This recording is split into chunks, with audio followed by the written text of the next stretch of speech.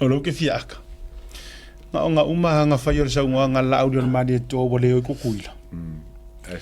Ai sa wo lo fo ma sia ka kwa mi wole ska ko lockdown. Nga ka me ki le fa po lock.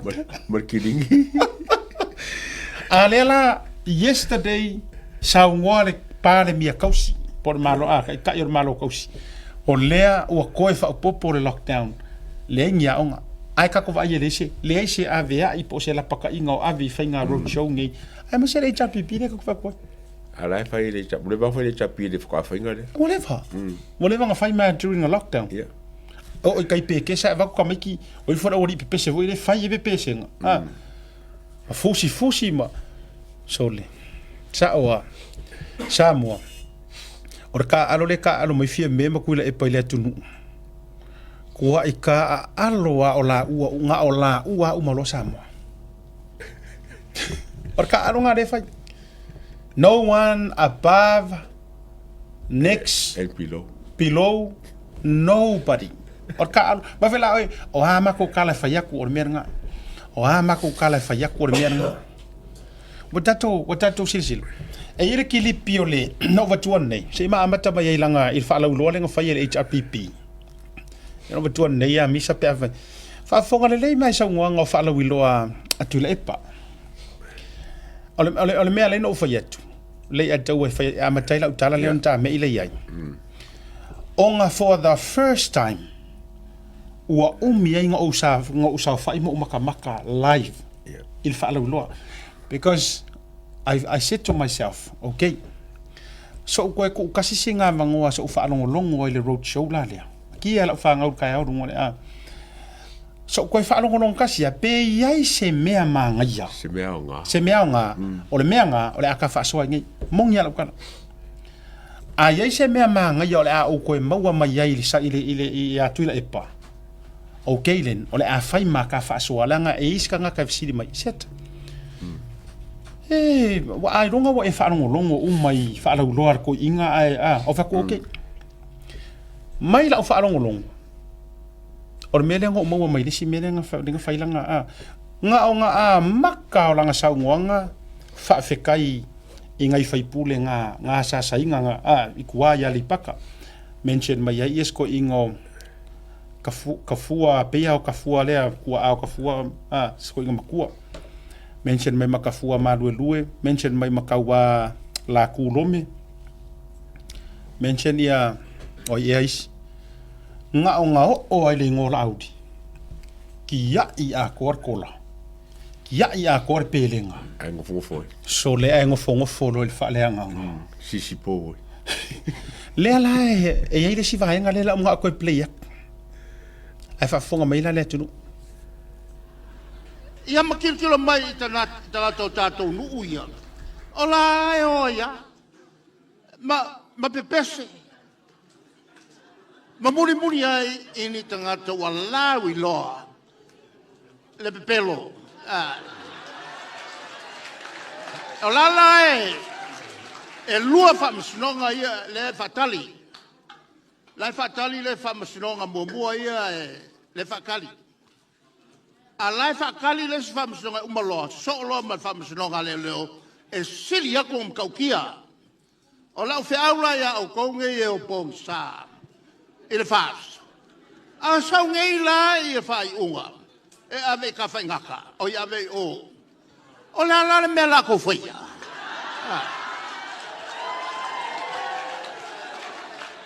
E o sa ngofia me, maisi. Whalau iloa.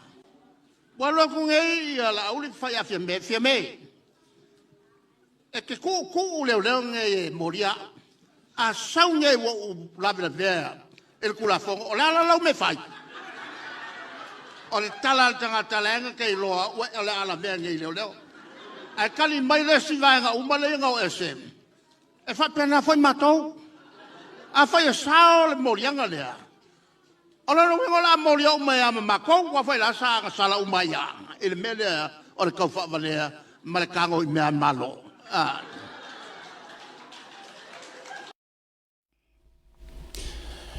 Wai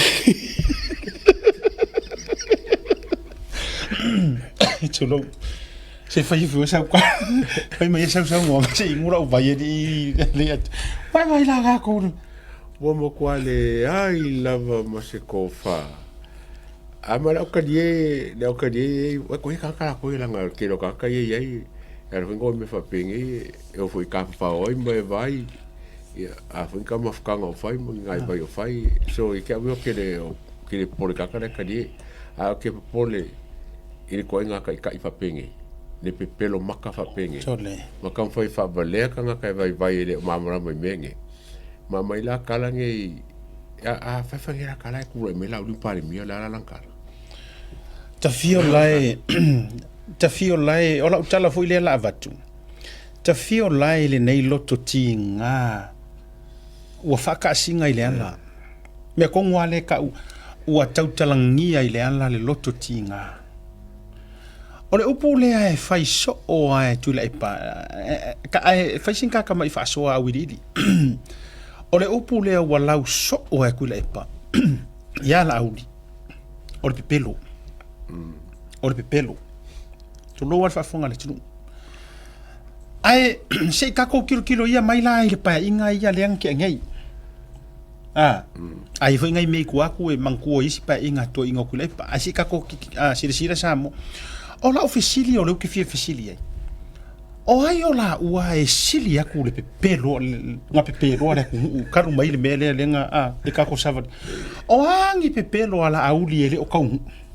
Po o ngi folanga ala auli le mari ko e le o kau ese mai mea ua le mawhai o ngā whaakaungu uinga o ngā ua vā lava la koua fonga va o leo lau ki kausu e a kua ko inga po ai ai langi anga mea ngā whai e le pepelo e ako koa kele ai disi so ka ko wa mga yenga me le ka kikiri pang mea ngā whai o le ka kikiro mai fofonga la ko i kai po la se mea ngā kanga kai mau ia whai la mele leo ka whale anga malau pepelo ai piko si langa pepelo ko ngai so le ole makua fa makua para fer kala la ka mo vui de fiso o kuina e panga o men pepelo saka ole kari nga ole kari sa o vera nang ia nga vike si refio ke ro o ia si dia foi sa kala e fai ar kala le fai so e vui asiaka o la wa le kala e fai akuila e o kuila e panga o ma ia ile pepelo saka nga o kule po saka nge pelo e ma fuana o fai atu anga ngafi lenga kako play ko le video lenga o ko e lunga inga ua saula auri fola milionga pe aku ra I mai langa fai nga male la ko le fast ai ku ai lunga fa le anga ma fai mai ele ai ni malo va le ai au mai ngi nga me ma ale ua sau fola le ko la kufa o que pa me ka pelo ara me ka per ka fa varia wa pe me wo mix up ka fa varia mar ka fa langa mar pelo Ala te fai atu wai. E fia ko inga ole si mea. Ma ai se vai nga piko siding o fa fekai ai sa ngwa ngali o lenga fai. Now, this is what I like. Mangui al fai nga malo ko e fo I la wadi I o I kokong. O la o kala le o ke fai aku. Ia makua I fa su e uma fa makalanga I nga fai ko inga mala wadi ia. Langa ke lora ula point. Tio neo o lea e faa o loa kaua kula e par famsingonga. Yeah. Until now, from then till now.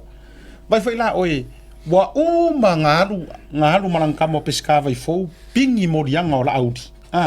Uma vai pesca, wa le fia yai pesca. Nga ka uma la audi. Nga mori au, vai pesca o soia. Ai o soia. Fa wo.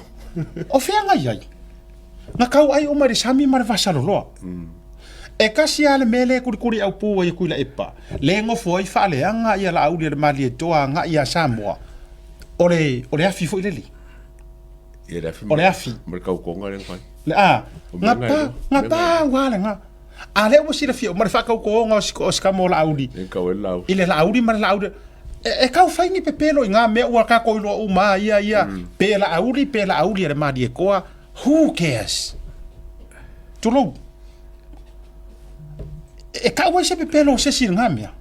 ai nga kau solo mo ia ki wa visiri na lek nga e fa langia e ke io e mai lama e amenge mai i lo wo langa a ko a o ruanga lu mala audi e ke i ka o se la audi se mari ko kenga por visiri o fela ka o ko iso fa maongi o ka mama kua mo ke mulmuri ka ingi au kala ai e kau ko mai la i le kaimi o ve ila audi ma right hand man nga e fa mo o mo e ke you never for once declare pe ka ule ngola audi mari ko man it's about time ola kala le ale er se kuila e pa marka ka ingol HRPP ele ko e o songi le HRPP mongia tulowa ele ko e songi se HRPP se me ka o se ko e mangmalo po o ko e ka mo bo se kuanga e struggle va ngai ko ga kai mi ya e makua ile ko e songi ale suiar ko kai or kai ile o ko a fai foi nga ela ko e kere ka fa le nga wo vai ko foi sawa ma nga yar sawa si suile o fa ka ya o ya fa muinga nga yo fa longo kwa ai paule me yo ko fa keke a fai nga ela ko kere ka fa le nga o laule songa mua le la o ku le pa lo por kiki mari mongi o lo ka fa le nga dala nga ya le ngo ka vai ku nga ka lo fai ia vai le ore si au fou le vai le ore au fou e disi sui lo kwa alu ka fa le ai ka fa le nga le usa wa makua e o laule songa mua nga wa o ko vai ku ngai o ko vai ku le songa ia o me la audi yang kamba yo kulo wa bo mo ka wala audi o ngore ka karango kai o to vai le songa ia o me la audi yang kamba ye awa wa ilunga ya awa wa ilunga e kai la uma for ava fa filoi fa fikai kaukala vai o le songa nga kapu e ro fa lo ko ifali me foi la nga wala nga e alu i upu i kai muringu i le meka oko ai le ko fa ma le ukanga o le fili ai le afor ko fa ma le ukanga Samoa e ke kua i lunga e le ko e la lauka e ke kua i lunga e ke fa kanga kamakua iyo e ke kua i lunga ke le fa kamaikiki e ke kua e lunga fa merkala la aposkol fa merkala kuspa ia e ke fa kamakangi tulo o mea uma nga ke faia o le ale le songa le la o mai le a ku la epa yang kama ye ka mimilo e ke kua e lunga pe sa ko ngol farfongo nga o lo ka fa leanga against ka fa leanga o le mafoisia o ola le fakur nga ya ala nga fa ko ba o fa mer menga ka o la position o menga ka o